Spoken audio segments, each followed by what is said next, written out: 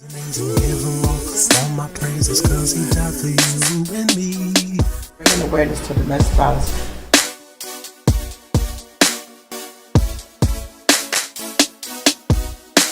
And that's why I keep praising him, cause he's so amazing, yes, he's amazing, give him all my So how praises. y'all doing? Y'all done voted?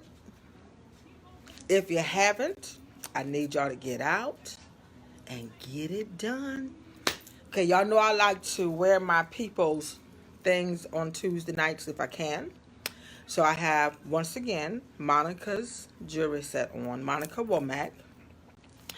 And my sister, my cousin, my friend Dolores Singleton, she sent me two t-shirts that she had designed with the match to match them. So this is one of them that I have on tonight, and I had one on last Tuesday as well. So y'all know every night, every Tuesday, I try to wear, you know, my gifts and my jewelry that I get from Monica, um, so you guys can support. And I have on my beaded jewelry. Some of these, the elephant, my initial, a couple of more of them. Sabretta made them. She does her uh, beaded jewelry business. Beads to Beauty. We specialize in handmade beaded jewelry designed with you in mind. You can contact us on Facebook and Instagram at Beads to Beauty or email beadstobeauty98 at gmail.com. That's beads with a Z, the number 2 in beauty. Submit your order now.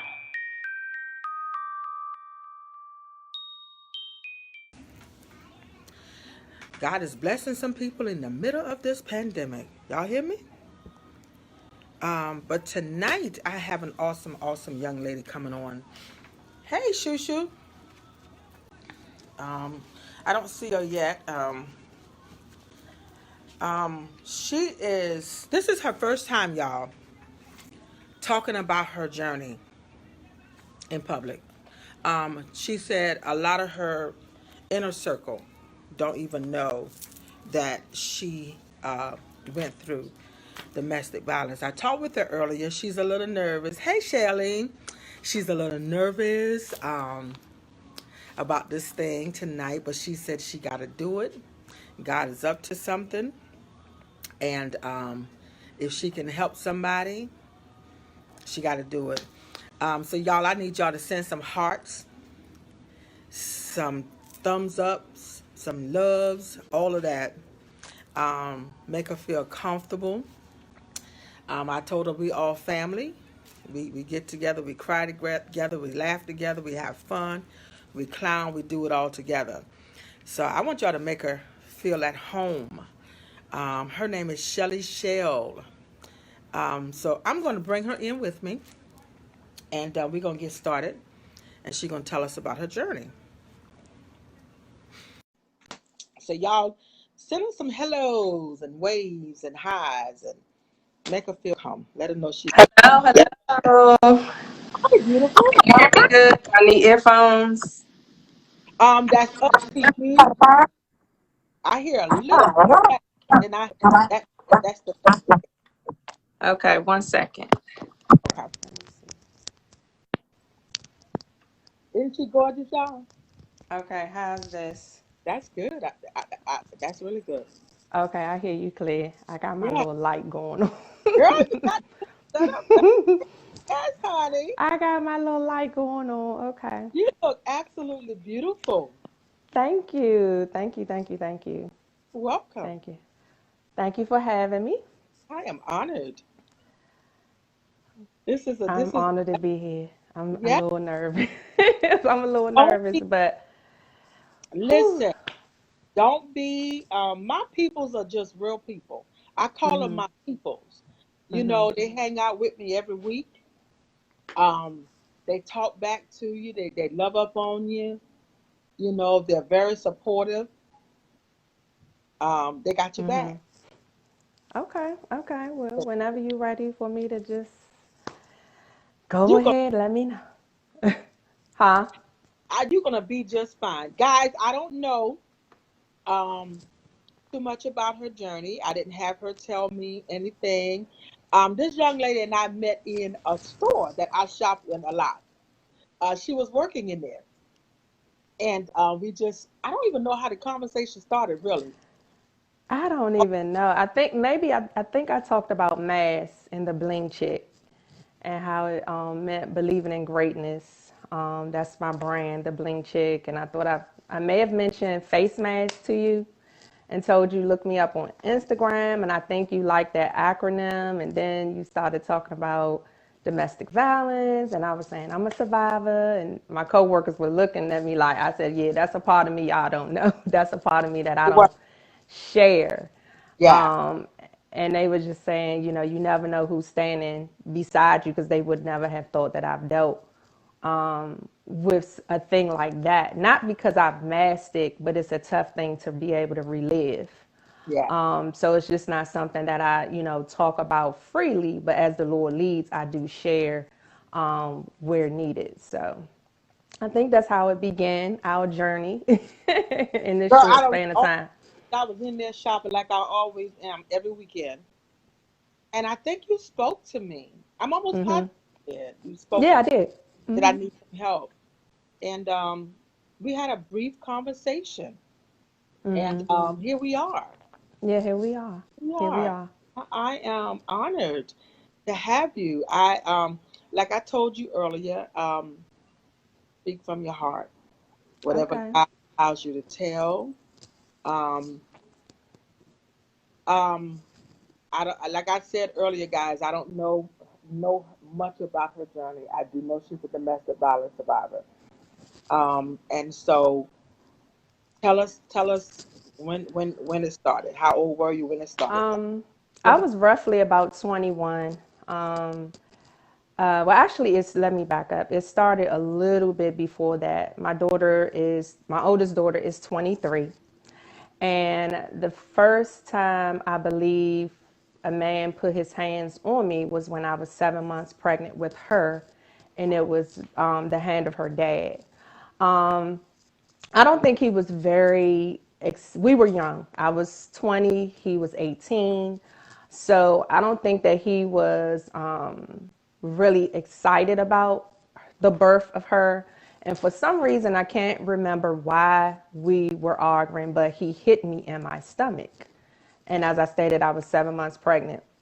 So at that particular time, I don't know if we were still together or what, but I got away from him quickly because I knew that I had to protect my unborn seed. After maybe 3 months of her being born, he unfortunately was killed.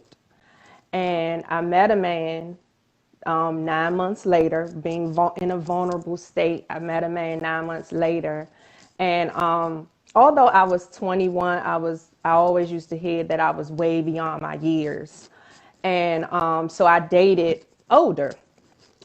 And this particular guy, he came into my life. I didn't have a father for my daughter. I wanted family. I grew up not having family. I watched my mom in domestic violence situations. So when he began to put his hands on me, I just thought that was love. I thought that was what men did because that's what I saw my mother deal with. Right. So the seed was already sown, even at an early age, in my eyes, between 3 to 5. I saw her in a domestic relationship. And then when I was about 8 and 10, I saw her in another relationship. And I even saw her, my mother was, a feisty woman. And she was staying toe to toe with a man. So I thought this was just relationship. Right. This particular man, my daughter was 9 months. This particular man, when I look back on it, did not like confrontation. And what I mean by that, he never wanted to be confronted about his wrong. And I was the type of person, very vocal, still vocal to this day. If I sensed something, I would bring it to his attention. So one particular night, came over to my house, and we had pagers back then. There was no cell phones that I can remember. We had pagers. So there was a certain page, the page went off, late into the night, an hour where you would wonder, why are you getting a page this late? So when he got up to go into the bathroom, me being the nosy person that I am, looked at his pager and I saw a number. So, like I said, everybody had a landline. So I looked at his pager and dialed the number back. And it was a girl's voice on her voicemail. She said, this was so and so. I'm not available, all of that. So I'm the type of person, I can't hold water as it relates to, if I need to know something, I'm going to ask you about it right then and there. So I asked him, who is this person? So he got upset, was wondering why I looked at the pager, and the next thing I felt was his hand across my face. I'm not talking about just a smack. I'm talking about a closed fist.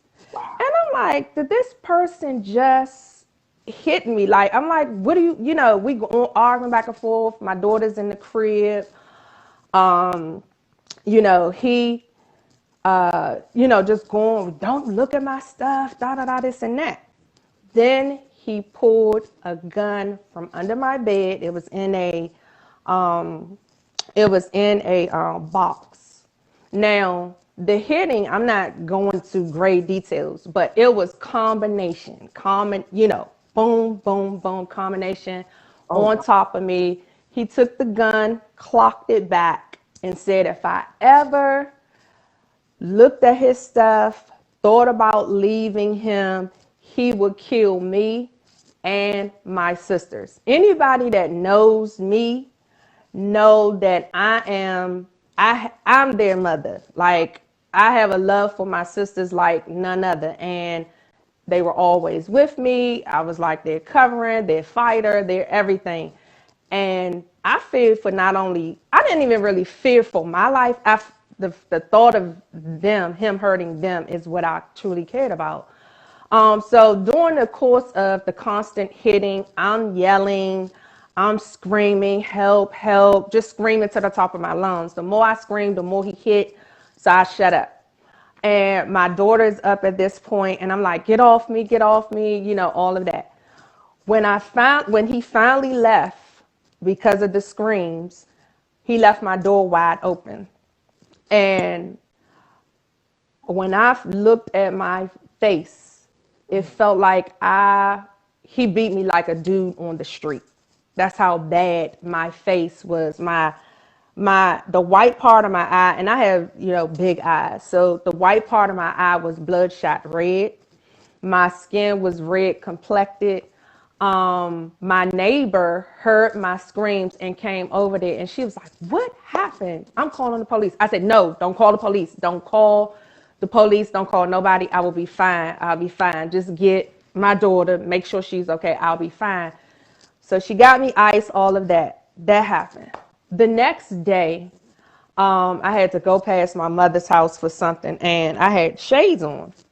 And she kept saying, Shelly, why are you wearing shades in the house? And I was like, because I'm just wearing shades in the house. I didn't really give her no explanation. But when she saw my face, my stepfather at the time wanted to go off, wanted to call everybody in the neighborhood to go out after this guy. And I said, no, don't go after him. Lo and behold, I still talk to him. And I still communicated with him, and I still allowed him to say how sorry he was, and the I will never do it again type of deal, and even point blamed on me as if I provoked this action on me. If you wouldn't have done this, then I would have done that, and da da da, this and that. So as crazy as one may think, and out of fear, I stayed. It was okay for a while. It was, it had died down. This wasn't a constant abuse, but regardless if it's constant or not, it's still abuse. There was times where, with this same particular gentleman, there was times when, me and my jealous rage, I bust his car window out. He busts my car window out. And that type of deal happened for, that particular incident. And then verbally, there would be, words exchange, so it wasn't just a physical abuse, it was verbal as well. While I'm with him, I'm still contemplating my out because all I could remember was him clocking that gun back. It's just something about the click of a gun and a gun is and a bullet is in the chamber that you fearful. You're like, okay, you want out, but if you get out, what is his retaliation going to be? Right. So I moved, thinking that moving will give me that out. So I moved to another apartment.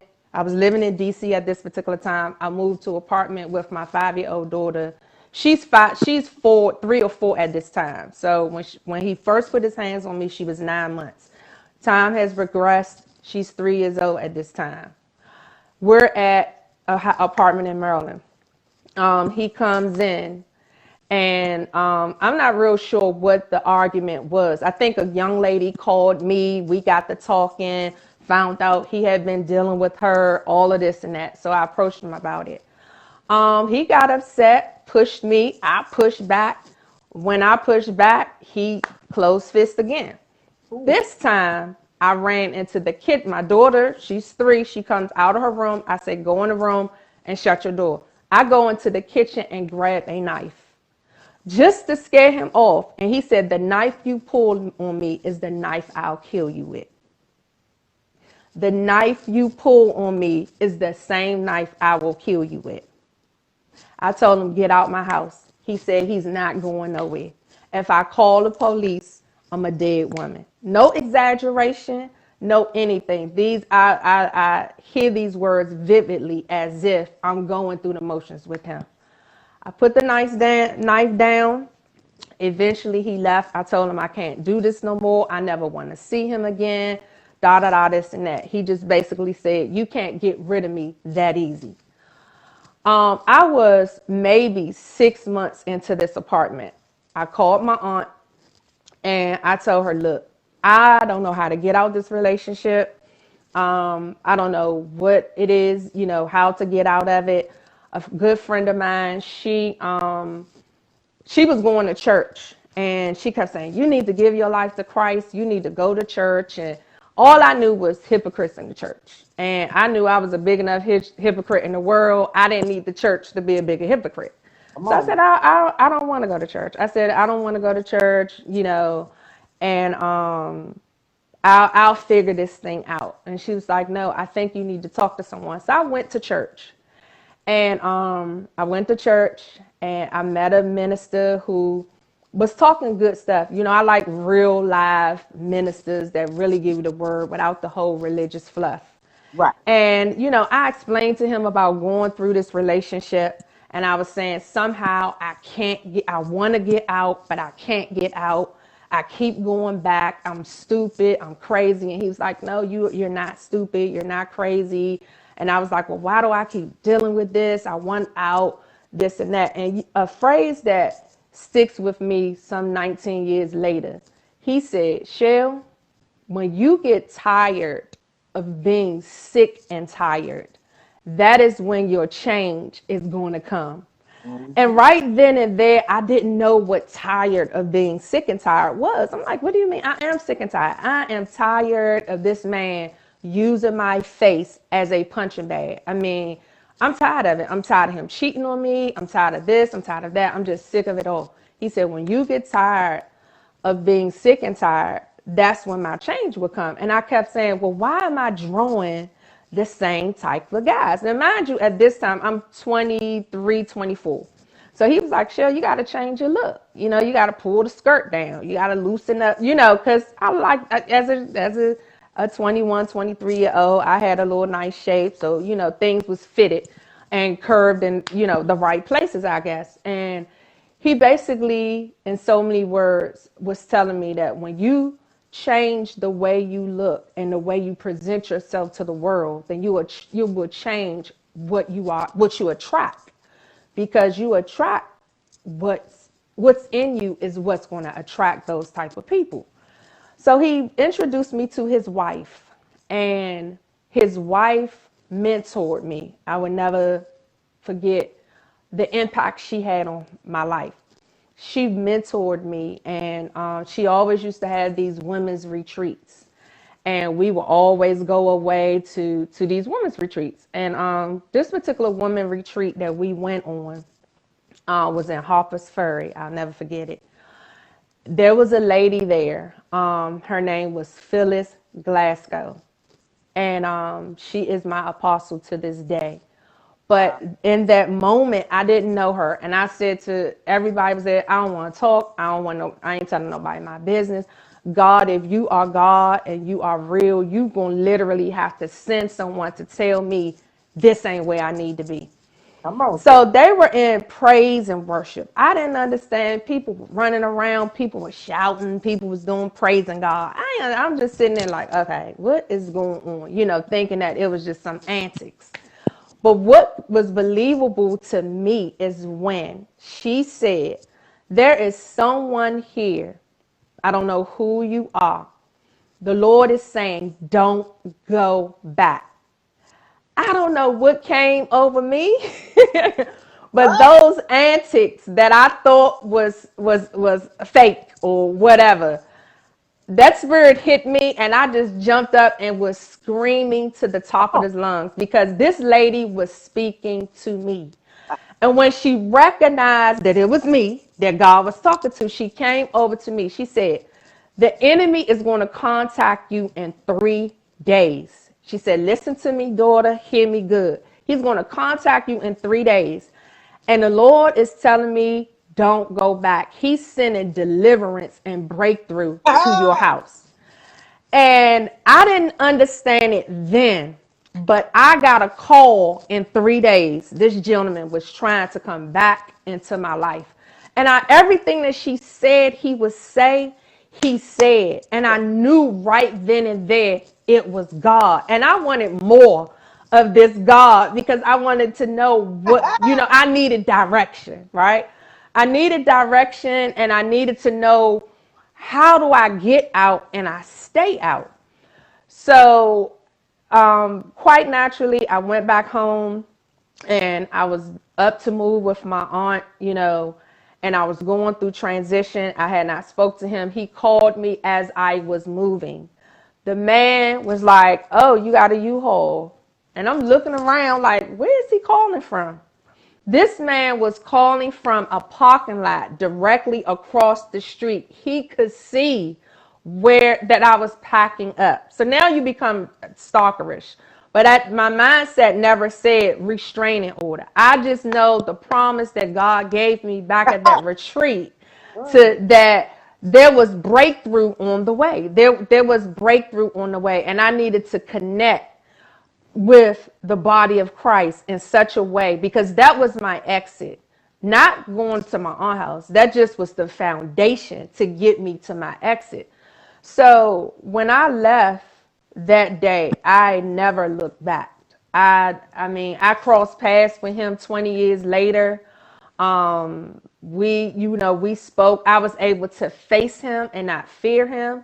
I was able to stand toe to toe with him, look him in the eye and say, you really hurt me.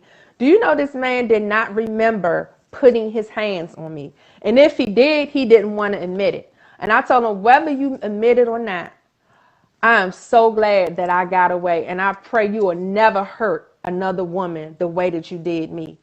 And to be able to stand toe to toe 20 years later in the face of a man that put his hands on you and beat you like a nigga like a man on the street.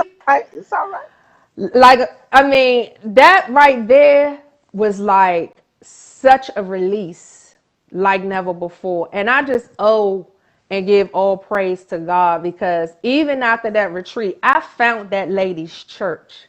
And I've been there ever since. And it's been 19 years. And this is the first time I've been able to share what I've gone through. And there was still some breaking that had to take place in me, because it was a seed that I saw as a child. And I didn't know love until I found the love of Christ. Mm. And, the Bible says that a man will love you the way that Christ loves his church. So I had to know the differences between love, that phileo love and that erotic love and that Oh, agape love. And when I began to break all of that open, and God was showing me that I was in a place of an erotic love, and there was the reason why I could not get out, because there was a soul tie that needed to be broken. And mm. a lot of times we can't see our way out because we are attached to the soul tie. And the thing that causes us to go back is because such an insecurity there. Because a lot of times when we are in abusive relationships, we don't feel worthy to be That's right. treated like a queen. We don't feel worthy to be treated like someone that has worth. So we allow these men to verbally degrade us. We allow these men to call us out our name. We allow these men to say that if it wasn't for them, we wouldn't be this, thus, and so. We allow these men to beat us because they know that without them, we will be if we really and truly knew our worth, we'll see past the hand that rises up, or the words that rises up to try to keep us down. So I bless God that he allowed me to get out of there, because if there was a slip of that finger when his hand was on that trigger, if I would have moved, if I would have yelled one more scream, if there would have been one more Hallelujah. push, there would have been a slip of a wrist, and who knows where I would be today. So I just thank God for dispatching his angels, Ah, yeah. even when I was not connected. Hear me. Even when I was in my backslidden state, because I was saved as a child. But even in my backslidden state, God allowed grace. He allowed that neighbor to come. He allowed my friend to come and say, you need God. You need to go to church. He allowed so many people. He allowed Lynette Wright to come and say, come to my women's retreat, year after year, because it takes time. It's not a one hit wonder. It didn't take that first women's retreat for me to walk away. Yes, she said that he's gonna call in 3 days. But even when I moved, I still saw him. He couldn't spend the night because I was at my aunt's house. But there was a gradual cutting away. There was a gradual, slipping away that had to take place. And Mm. there was a mental anguish that I had to detach from. So I had to learn about soul ties. I had to learn about incubus and succubus, Come on. demonic forces that come in the night and sleep with you at night, even when you're not even in the presence of him. Demons and demonic forces are real, and they are Come on, sir. strong. So there was that stuff that had built up through those 6 years of dealing with him was not going to happen overnight just because she spoke a word in my life. That was the seed of breakthrough that was coming. That Mm. wasn't the manifestation of it. You see what I'm saying? So Yeah. she spoke a seed in my hearing, and over time, the manifestation of breakthrough had came forth. So I honor God for where I am today, and I thank you for this platform, because even in this moment, it's allowing me to release some things that I've dealt with. God is so, I always say he has a sense of humor because his Yeah. timing is impeccable. But I don't regret having dealt with that, because some things happen in our lives that make us stronger. But if I can help someone else walk away, I believe that that's what my purpose here is on planet Earth. So, I stand with Warrior She, and I stand with the women that have survived, women that are yet trying to find their way out. I say trust God. Mm. Trust God, lean to him. The Bible says, lean not to your own understanding, but in all thy ways acknowledge him. And sometimes you have to cry out. God, I don't know what. There were times I cried in my own blood, to see myself with going to work like that, lying to my coworkers because they knew that I was young. I went out lying to my coworkers, telling them that I was caught up in the midst of a fight and somebody hit a bottle over my head, cocked me in my eye, and that's why I had that bloodshed red eye, lying to them. Because there was no way, I felt like I had no one where I could truly say, this is what I'm going through without being judged. And so, as domestic violence survivors and those of us that may still be in it, we need to know that there is a safe place and that we can run to. It's not always the church firsthand. It might be on the shoulders of someone. And, those of us that have gone through and those of us that may never have been in domestic violence, we have to have that listening ear with a judgment free zone so people can Yeah. feel safe to unload, because you never know what people are going through. And that's my story. Girl, you talking about you were nervous. What? Oh my, listen, girl, you a powerhouse. Thank you. I think the preacher in me kicked in because I'm an Listen, ordained elder she after all showed these up. years.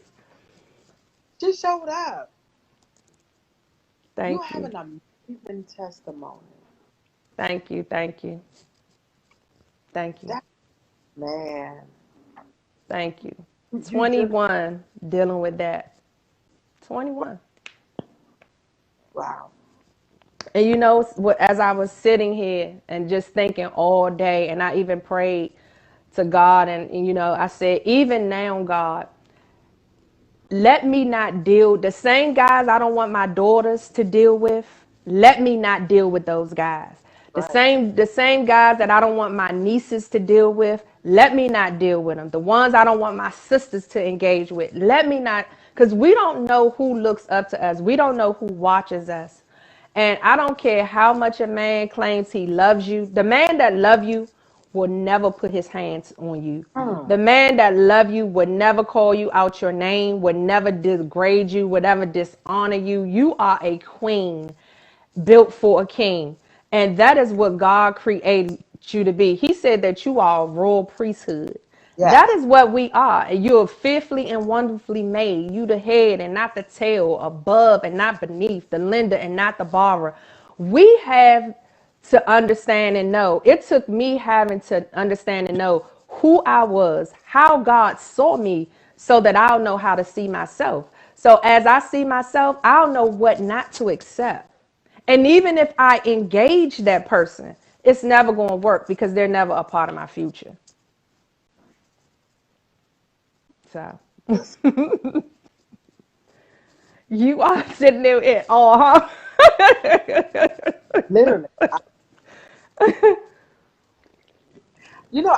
I get tickled. I get excited when I hear about the goodness of God.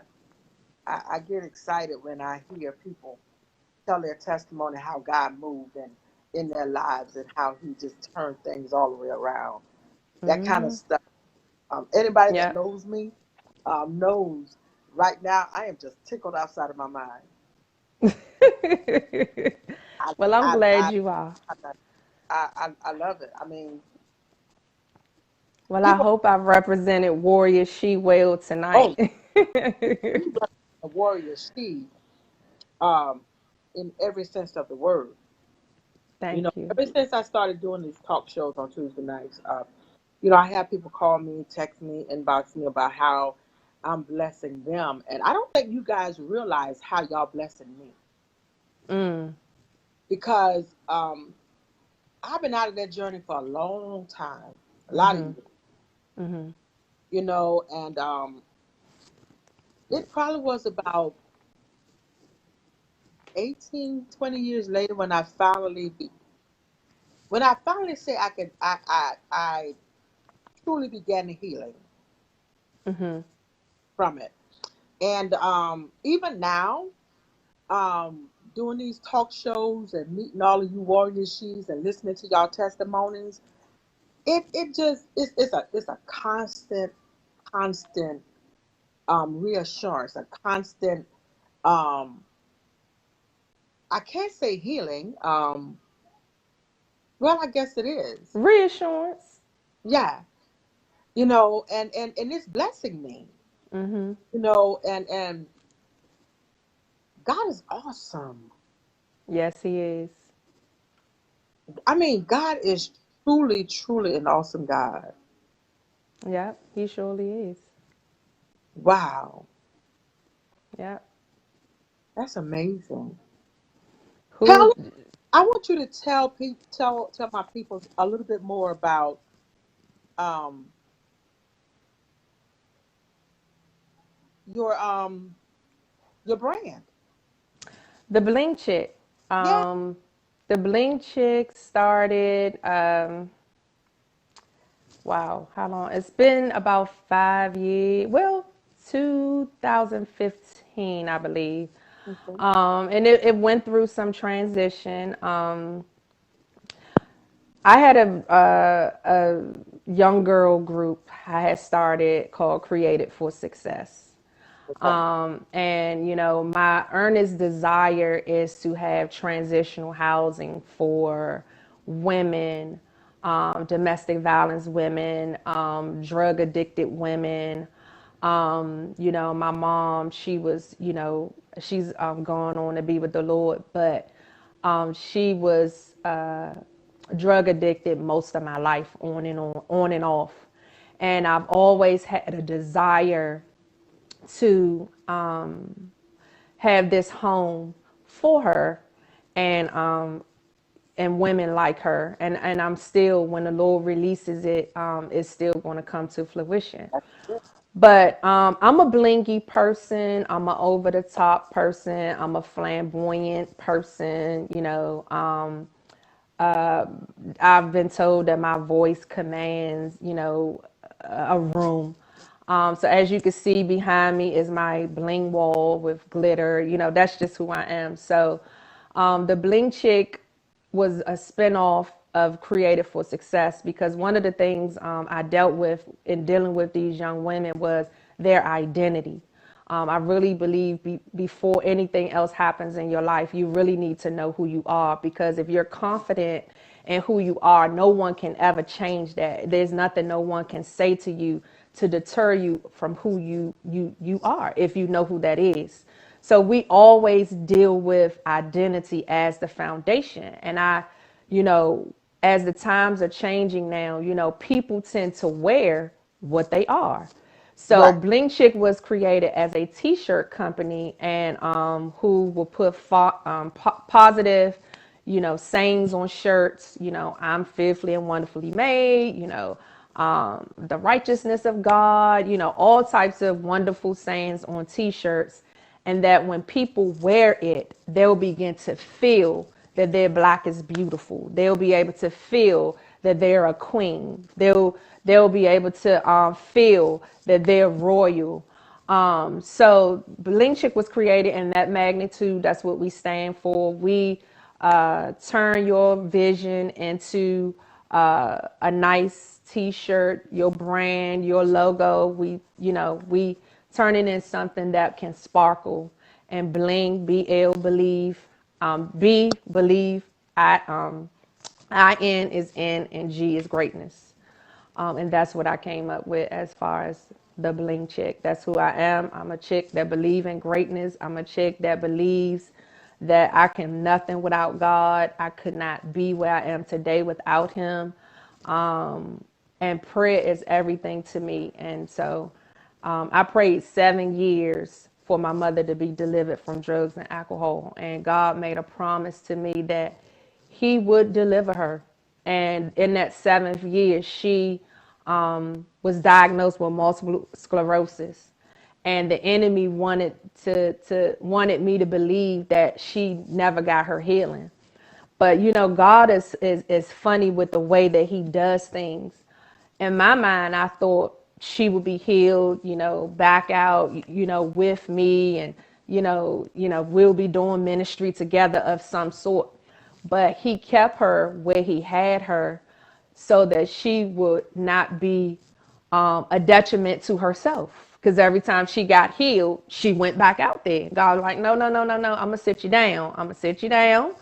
But multiple sclerosis did not kill her. Pneumonia, what I believe was COVID in 2019, did. So she got her healing, and she got her healing when she crossed over. So I don't care what the enemy said. I know my mother did, is healed, and she's rejoicing, watching over me, and proud of me and my sisters to this day, and the women that we have become. So I'm just grateful, what God is doing. It's time. Meeting you was not by happenstance. It's time to resurrect some things in my own personal life. It's time to get back on my face. Everybody, calls me a warrior. Anybody that knows me knows I love army fatigue. That's like my thing. When I put my army fatigues on, it's like, okay, let's go to war. So this moment has encouraged me to get back on the wall, get back on my face, start praying and interceding for WarriorShe, domestic violence, everything that God has promised you that it will come to pass, and what He is allowing me to do, or going to allow me to do in this season of my life. Because one thing about God, we don't have to cross every I and cross every T and dot every I for Him to use us. He does not want a perfect person that's full of themselves. He wants a vessel that is yielded, that He can use. So I believe that, Miss Rebecca, there is work for you to do here in God's kingdom, right here on earth. Regardless of the pandemic, this is the perfect time for us to do what we need to do for God. So I thank you for, again, and I can't thank you enough for this moment of awakening for me, Wow. and just resonating, reigniting who I am down on the inside. So thank you again. Wow. I am honored. I'm gonna have to hit you up. As you was talking about your brand and the t-shirts and the blinging out, God just dropped something in my spirit. So I'm gonna have to hit you up because I see something, so I'm gonna need you to bring it to pass for me. Um, Okay. my logo. But I am totally, totally at an all right now. Um, this has blessed me. Thank you. You've Um, been a blessing to me. I feel like shouting and running around my living room you know, right now. I tell people all the time after I get off this live on Tuesday nights, I'm wound up. I feel it's like I come home from work, and some nights I'm like last weekend, I was like, oh God, I'm not feeling too good tonight. I don't feel like it, but I pushed my way through it. And I kid you not, when I got off, I couldn't sleep. Like Wow. now, I got home from work. I cooked for my daughter. I took a shower, and I'm like, okay, I just want to lay down. But I'm so energized right now. Your It's like, adrenaline running. yeah, I'm like, okay, what am I gonna do when I get off of here? But this is amazing to me. God has brought so many amazing women and men in my life in this short 2 months of me doing these live shows. It's only been 2 months. Wow. Look at Yeah. God. And he's brought so many amazing people in my life to the point where I'm already booked up almost through the end of November. Wow. Next couple of weeks, I'm doing two shows instead of one. Wow. So Look at that. people, but I'm honored because um, I just feel so special. Y'all just make me feel so special to know y'all. I'm one of those down to earth chicks. I like to have fun. I tell people all the time, when you come over here, I ain't got no particular format. You know, I want people to feel comfortable. Come on, let's love up on each other. My people that's on here and the ones that hang out with me, they already know. They cry with you. We laugh together. They encouraging. So I didn't do a formal format for a purpose. I just want people to come on, let's talk, let God speak through you. And I can appreciate the not so formal, because once, I mean, I know you were saying, I know I called you earlier, you were saying just let it be. But it was good to just be able to let that part of me go, and another thing that I'm writing a book. This is how I know this is divine. And it's called She. And it's called Ah, She Survived Her Exodus. So when I oh, girl. saw when I saw Warrior She, I wanted to cry because it has been a struggle writing this book. She survived her exodus has a lot to do with a young girl whose life kind of mimicked mine growing up. Right. And when God will send people in your direction and in your path to show you that what he spoke to you is where you need to be. And for my daughter kept saying, Mom, write the book, write the book. Are you writing a book? Are you writing a book? And I was like, I'm gonna write the book, I'm gonna write the book. But when I saw, because you didn't mention Warrior She, I don't think I seen Warrior She until I seen the flyer. And I was just like, look at that. Yeah. That's Yeah. my acronym. She survived her exodus. That's my trademark. That's what's coming next. And this door had to close. And when I say close, from a perspective of me having to have spoke about it to the public. There's a few people in my life, my sisters know, of course, there may be a few people that I've made mention, but never down to the detail of how I went tonight. And I have no regrets, and I just know that that part of me needed to be heard so that Mm, I could,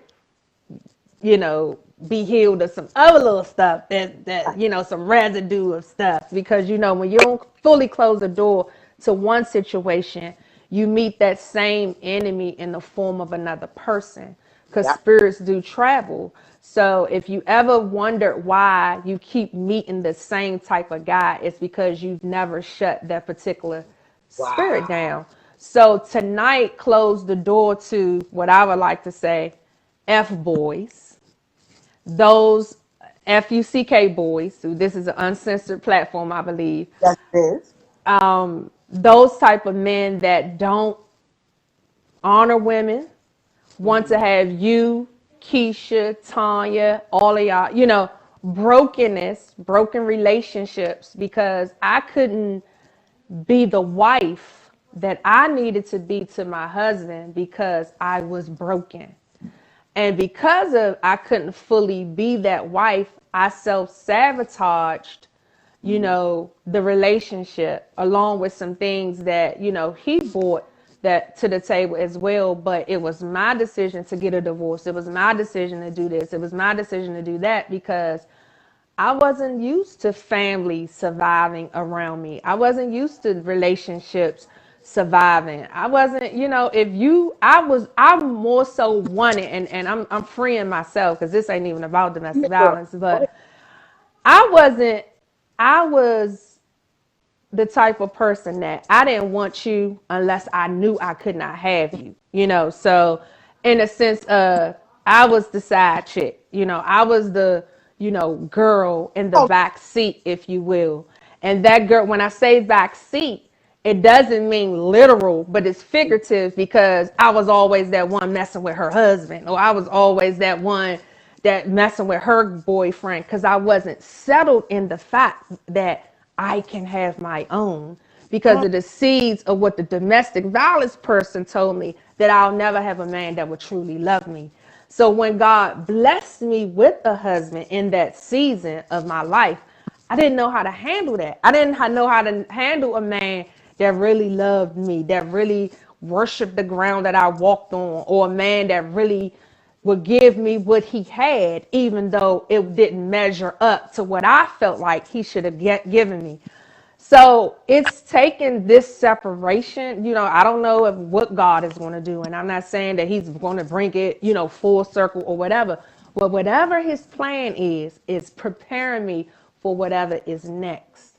And I had to learn that, not having my dad in my life But I'm going to say this even about God because I'm testifying to his goodness.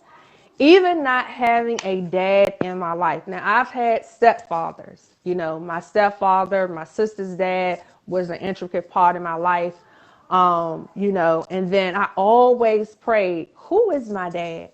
Because one thing about a daughter, if she doesn't know who her dad is or doesn't have that male figure, strong male figure of her dad, she'll never know what man not to choose and what man to choose. So she'll be, you know, because she'll always be looking for that daddy figure in a man. That's right. So I prayed, and I'm 44 today. But when I turned 34, 35, somewhere around there, some 8 years ago, God allowed me to meet my dad. Girl, you could have I made me cry. Woo! God allowed me to Oh my. meet my dad. And it was the void that I needed. But even in that, even in meeting my dad, I'm still afraid of getting close to people and to my dad, you know, because I'm afraid of losing. I feel like everything that I've gotten close to, I lose it. So I don't call as much as I need to, or I don't, because I feel like if I get close to him, I might lose him. But if I stay away and just keep it at a long distance, then I know I have it. But I know that that's just the enemy playing Yeah, tricks on me. yeah. So that's the thing I'm growing through. But God blessed me to find my dad. And when I tell you, he is a man of God, a man of valor, a man of wisdom. Wow.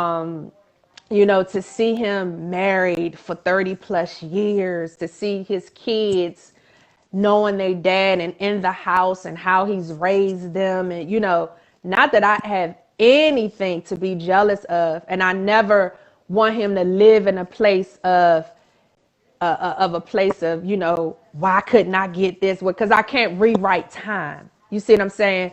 The Yes. only thing I can do is accept it for what it was. I don't want anything, never wanted anything from him. Don't need his money, don't need anything. I just need to know who my dad is, to fill that void in my life, the love that his family definitely has shown me throughout the years and accepted me as part of their family. That's more than any money could ever buy, you know, and just his example of being a man and being that wisdom. And if I say, you know, dad, I know he probably gets tired of the many stories that I've told him, but I could pick up the phone and be like, this is what's going on. That's what's going on. You know, because when I was going through my divorce and, you know, and some things I was just frustrated with my ex-husband, he would always be that wisdom and, you know, that bearer of advice that I needed when my mother was battling dementia and could not be my ear. God knew when to send him in my life, and I'm ever grateful for that. So, um, I can go on and on and on and on and on about what God has done, but I am blessed that tonight happened. It needed to happen, and I'm ready for what's next. I'm ready for what's next. I got you over there in August. I'm sitting here trying not to cry. Rebecca, stop being a big baby. Y'all know I cry. I I'm a bag of water. Girl, you just freed yourself. You just freed yourself. You just Yeah. opened up windows of heaven. You just freed yourself. Whew. That's powerful. That's a powerful thing. When you release and you let it go. See, one thing for us to think it, but there's power in the tongue. Wow. It's life or death. Whew. You just freed yourself. My God. Thank you, Lord. Not only you freed yourself and you just blessed somebody else's life because somebody on here or somebody that's gonna watch this is going through the same thing you were just talking about with your dad, and being afraid to, that of losing people and losing. You just freed some people. That's powerful. Thank you. I'm I'm excited to trying to fight back the tears. girl, don't fight it. We cry. Look, Woo. I cry about every Tuesday. Girl, I can't cry. I girl, can't cry. I keep my tissue sitting here. I keep lip gloss and everything right here because, honey, I tell you, I cry every Tuesday. Every Tuesday. But I'm excited to see what God is getting ready to unfold in your life. Thank you. I'm I'm I'm, I'm excited. so excited to see what's getting ready to happen because it's getting ready to pop. But It's getting ready to pop. yeah, I receive it. I'm excited that God connected us. Yes. Yes. I'm excited to just avail myself to whatever he will have us do together. Oh, absolutely. Um, I believe that nothing's by happenstance, nothing's by Mm. coincidence. So I'm Yes, here. it's getting ready to I'm pop here. off. I'm I, here.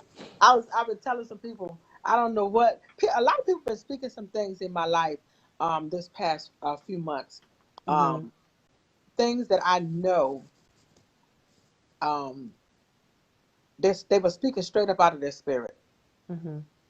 And my baby sister is on here. I didn't realize how deep my baby sister was until lately. And she's been speaking some things um, into my life about this ministry. Um, this ministry started. Let me tell you, when I tell you this is God all by himself, because none of this was planned. But when I tell you, God gave me Warrior She probably about 3+ years ago, Wow. literally. And I'm like, God, ain't nobody gonna know what that is. Until finally last year, I had a T-shirt made with it. And it's all of a sudden this year, in this last couple of months, literally in this last couple of months, that Warrior She has gone here. And literally none of this, none of this was planned. Um, the YouTube page, um, everything, the logo, the brand, none of this. I had no idea any of this was gonna happen. Wow. I just told God a couple of months ago when I saw things changing, and it went from here to just started moving. And a friend of mine who's a prophetess called, and she just started speaking some things into my life that God had shown her. And I was like, okay, God, wherever you lead, I'll follow. Yes. And I've been Yep. following it because I'm like, I don't know where it's going. If it's just for Facebook, then I'm all right, but with that too. But it's Because bigger than Facebook. That Facebook is just the launching pad to what God is going to catapult you in quickly. And, I believe personally that we wouldn't have gotten started had it not been for the pandemic. The pandemic is what it is, not glorying in the pandemic, but, sometimes God had to slow us down to bring us to him and say, look, start that business, get this done, do this, do that, and we've had nothing but time. A lot of times for me, I'll say, I don't have the time to do this, and I don't have the time to write the book, and I don't have, there are so many books that God has put in my spirit to write. And I always used to say, I don't have the time, I don't have the time. And he's given me time. And then, he has given me time to shut the TV off. There's a whole 33 weeks I've gone with no TV, just writing chapter after chapter, chapter after chapter. And he showed me strategically, these are series books. You cannot put everything in one book. Got to keep the reader engaged, do series, series and series and series. So the first series will be released in 2021. I'm excited about that.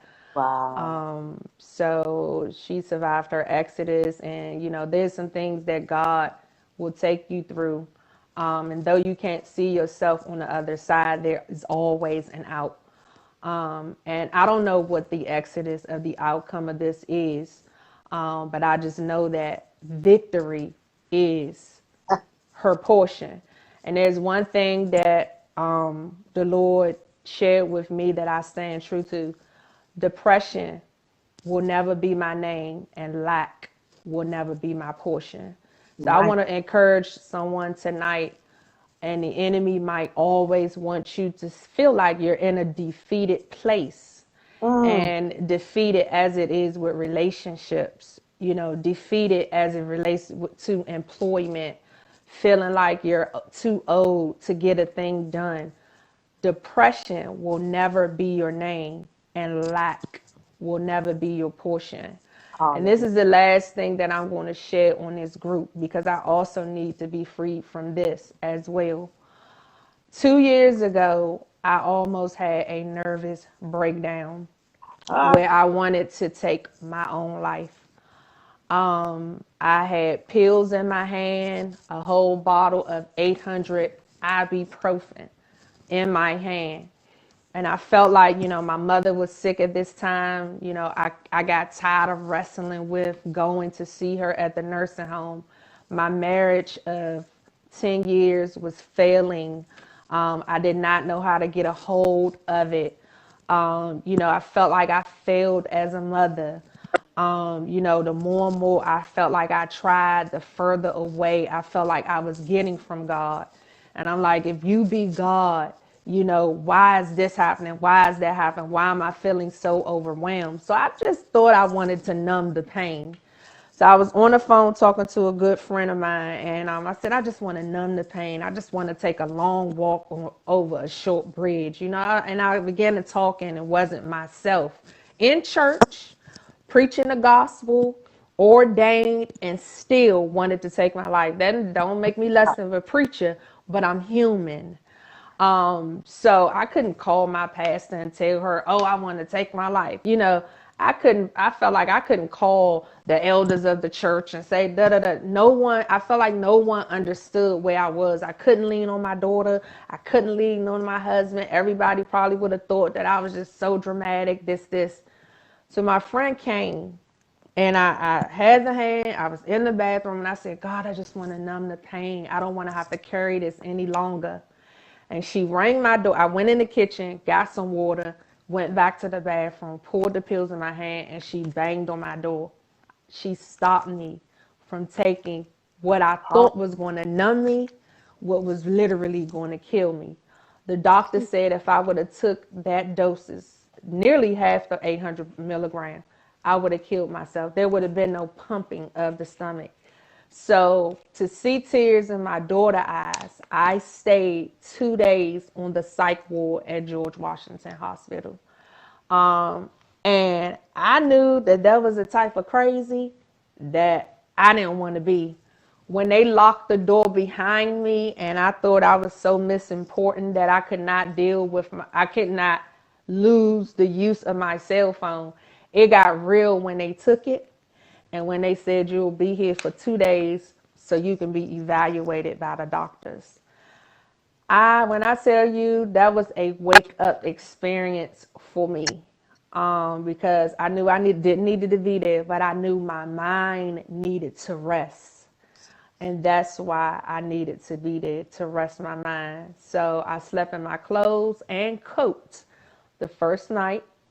I was ranting and raving about leaving. I ain't get under no covers. I ain't getting into no sheet. I told my daughter bring me a blanket from my house, a little throw, and I laid in that bed and I cried. And I kept saying, God, why am I here? And he said, you need to rest your mind. So instead of me crying about being there and listening to the feet of a lady who ran up and down the hallway all night long, I said, let me figure out why some of these people are in here. And I began to just listen and talk. And as I listened and talked, I realized, girl, you was on your way out. And that place was a blessing for me in 2018. Now, God really got a sense of humor. I'm getting ready to be transparent Mhm. and say something that a lot of people don't know. There are some people on here know a little bit about it, but I'm going, okay, God, I don't know what you're doing. 2010, nope, 2006, my granddaughter passed at a month old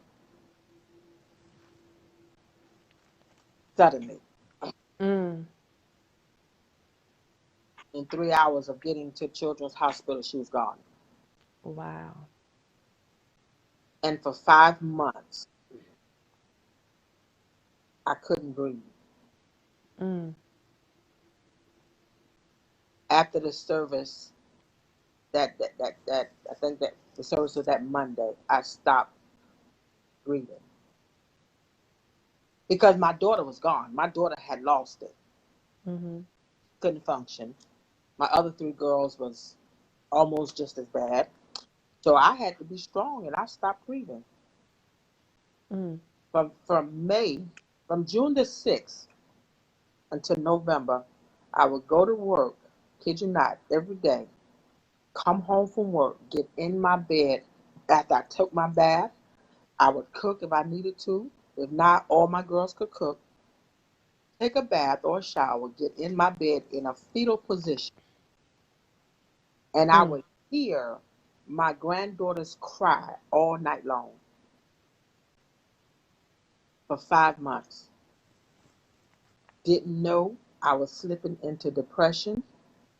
Didn't know my body was shutting down. All I knew is I couldn't function. All I Mm.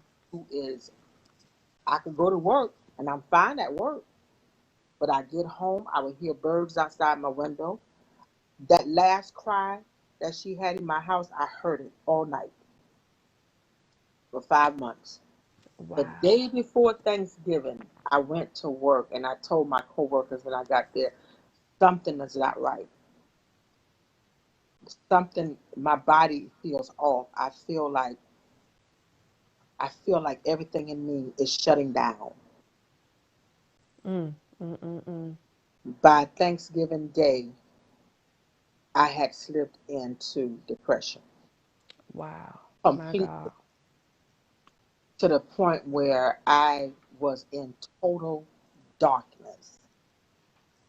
Mm. I was not only hearing demonic things, I was seeing them. Mm. Mm. Mm. Mm. I would close my eyes and all I saw was snakes, graves, dead bodies, the pit of hell. Mm. And when I'm awake, I'm hearing it. By January, my then 15-year-old daughter, with the permit, had to drive me to Washington Adventist Hospital in Silver Spring. Neither one of us know where we're going about 4 o'clock in the morning because the panic attacks were so bad till it felt like I was having a heart attack and the medicine the doctor had me on wasn't working. I spent Wow. what I thought was a day or two in the hospital on the psych ward. Mm. I was told later I was there about 7 or 8 days. I Wow. don't Look at her. remember. I don't remember Whew. that time. I remember bits and pieces of a couple of things, but I can't tell you really of that whole week. Mm. I had 2 stays at Washington Adventist Hospital on the psych ward. Mm. For Wow. almost a year, I was going to work, and to this day, I can't tell you most days how I got there. I was seeing a psychiatrist for 4 to 5 times a week for almost a year. Mm. The psychiatrist told me that the state that I was in, the depression, I had slipped into depression so bad. He said, most people don't come back from it mentally. But look at God. Yeah, look at God. Most people don't come back from it mentally. I was on, I think about 3 or 4 medications when I finally said, I don't remember the exact date. I know it had to be around about August, September because it was still quite warm.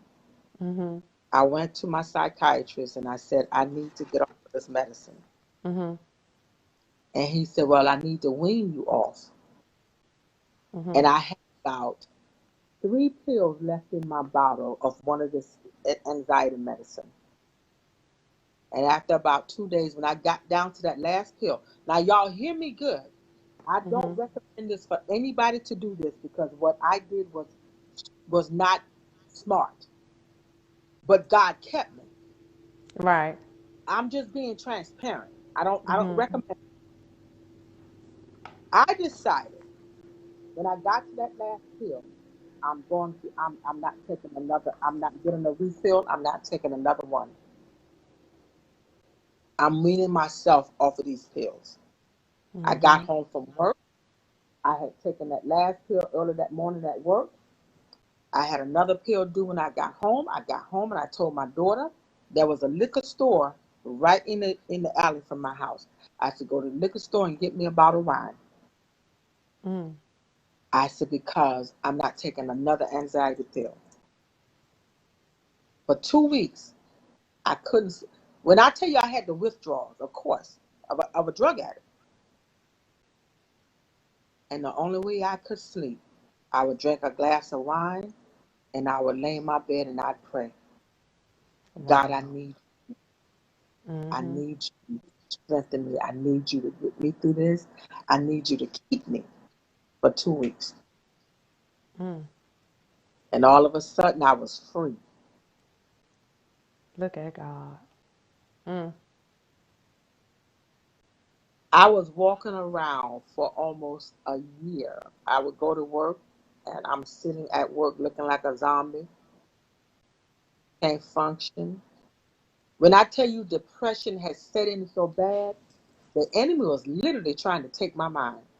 Yeah, that's what he's after. But I knew when it started happening at work that day, when I got home from work, by the time I got home and I got to Benning Road and East Capitol where the shrimp boat is, I kid you not, that's when it boom. Felt like the ground underneath my car and the trees were lifting up out of the ground walking. And they were going this. I was sitting at the stoplight. And you said something that was so key. You talked about the enemy was after your mind. Oh yeah. If we really, as a people, tapped into how powerful the mind is, because Come the on. mind and will and the emotions is tied to your soul. That's your makeup. And if he can take your mind, He got you. that's tied. He can control the way you feel and think of yourself. Yeah. And once he gets that control, it will essentially move into a place where you'll begin to do certain things based on how you feel and what you think of yourself, which is your will. And one thing I notice about God, even in my time of what I call my backslidden state, He's not going to fight you on your will. He won't. And he's not going to take away, he'll wait you out. God is a very patient God. Hey, He's a jealous God. He will wait you out. So anything that you want to put before him, anything you try to do, whether it's mind, whether it's people, places, or things, whatever you want to put in that place before God, he will wait you out. And that's why I always say, God, deal with my mind. mm, Deal with my mind, help me see, because sometimes I feel like I've lost what he sees me as or who I am to him. I've heard prophets and people, pastors, and, even friends say that you are the apple of God's eye and you don't know what's in you. And, it's kind of a good thing that I don't know what is in me because I never want to be arrogant. I never want to be cocky. I never want to be fake. Those three people I just can't deal with. So I never wanted to be her. And I never wanted to be a person that had a title because I feel like a title right. should never move you as your love for people. And so if you take away elder, if you take away minister, if you take away all that away, I'm Shelly, I'm Michelle, I'm, a woman who is like God, who is Christ-like and want to see, her desire is to see women healed, delivered, and set free, because I've come a long, long way and I've experienced a lot as a young child. I've seen a lot, you know, too much to discuss on live because we'll be here all night. But I really wanted to hone in on that mind, because if that's not intact, it throws everything And off. And so, that must be our earnest prayers as a believer. God, deal with my mind. He says, there's a scripture that says, let the mind that is in me, let this mind be in you that is also in Christ Jesus. So give me the mind of God. And if I have the mind of God and the wisdom of God, then I'll know how to maneuver in tight situations as God would. So, I encourage people that may be going through in their mind, or even in a domestic situation, and, you think that you're less than, just ask God to help you deal with your mind. Because if you get strengthened in your mind, that is the strength to walk away. That is the strength to get out. That is the strength to endure. That is the power. Because, we had that exousia power down in on the inside. That is also dunamis. But God is good. God is truly, truly, truly good. And when I say this has been an awakening for me, those that know me and that know what I'm going through and know what I had to endure back to back to back to back to back to back. And when I say back to back, the divorce, October 10th, 2019, my mother's death, in 2019, me at George Washington in 2018, meeting different personalities that I know was not a part of my future, guys that came even while I was vulnerable, because that's when the enemy sends they come. predators, Yeah. predators when you're vulnerable, and he sends people to mimic what you think you want, but it's more so what your flesh want. And I had to say, God, take away the counterfeit so I can truly sing you. I don't need any counterfeits. I know what he's promised me. I know what he said is a part of my future. And Mm. he's spoken to me and said, this is your season of reconciliation and redemption. And I have to find who Shelly is again, so that when he does bring her to her king, whenever that time is, I'll know how to appreciate the man of God that he's going, because this man of God gonna have to cover me, because I need a covering. I All need right. a covering.